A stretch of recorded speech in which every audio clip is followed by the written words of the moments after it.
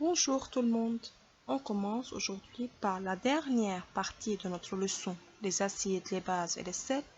Et cette partie est intitulée les indicateurs colorés.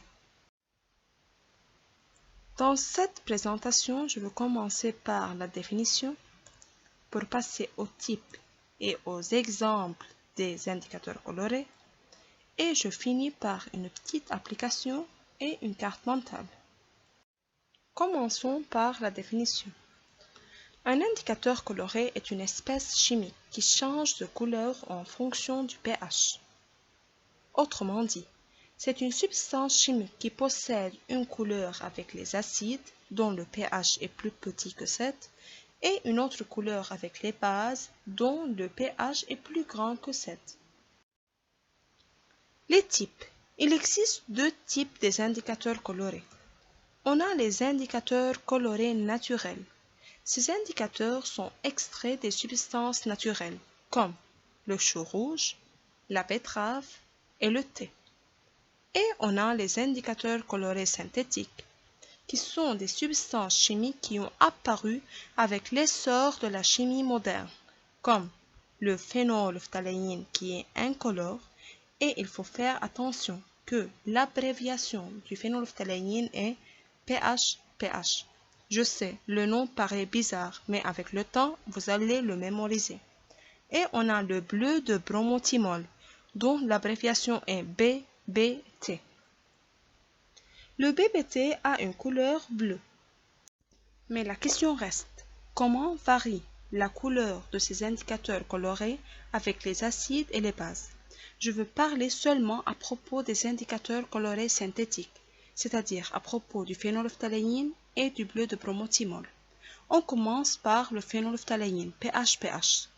Si je mets quelques gouttes du phénylphtaléine sur un acide comme le vinaigre par exemple, la solution reste incolore. Mais si je mets le phénylphtaléine sur une solution basique comme l'hydroxyde de sodium par exemple, la solution devient rouge-rose.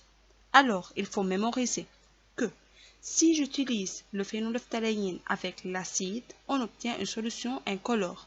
Mais si je mets quelques gouttes du phénylphtaléine sur une base, la solution devient rouge-rose. Passons maintenant au bleu de bromothymol. Si je mets quelques gouttes du bleu de bromothymol sur une solution acide, la solution devient jaune. Mais si je mets quelques gouttes du bleu de bromothymol sur une base comme l'hydroxyde de potassium par exemple, la solution devient bleue.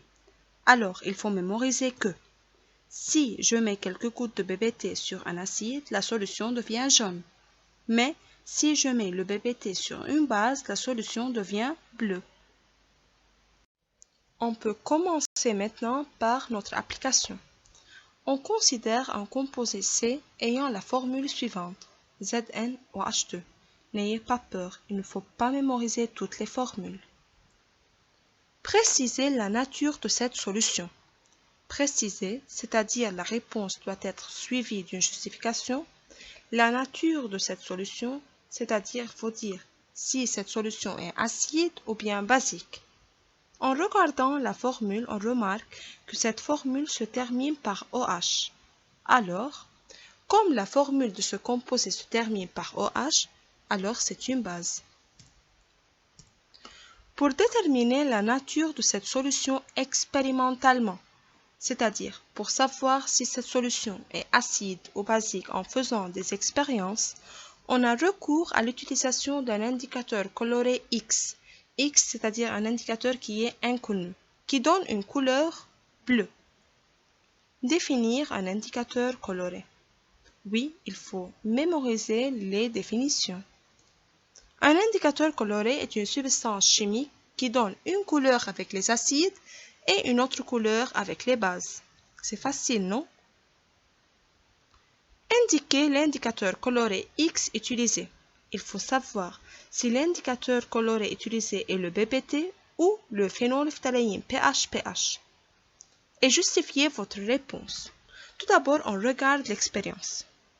Après avoir mis l'indicateur coloré X sur une base, une couleur bleue apparaît. Alors, Comme cet indicateur coloré a donné une coloration bleue avec la solution basique, alors X est le BBT. 4. Donnez le nom d'un autre indicateur coloré qui peut être utilisé. On peut utiliser le phénylphthaléine dont l'abréviation est PHPH. On finit par notre carte mentale. Il existe deux types d'indicateurs colorés. On a les indicateurs colorés naturels et les indicateurs colorés synthétiques. Les indicateurs colorés naturels comme le chou rouge et le thé et les indicateurs colorés synthétiques comme le phénylphthaléine PHPH et le bleu de bromothymol BBT. Il faut noter que le phénylphthaléine plus acide donne une solution incolore.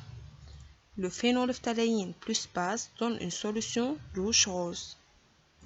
Le BBT plus acide donne une solution jaune et le BBT plus base donne une solution bleu foncé. Merci pour votre attention mes élèves. N'hésitez pas de m'envoyer vos questions via l'application et à bientôt.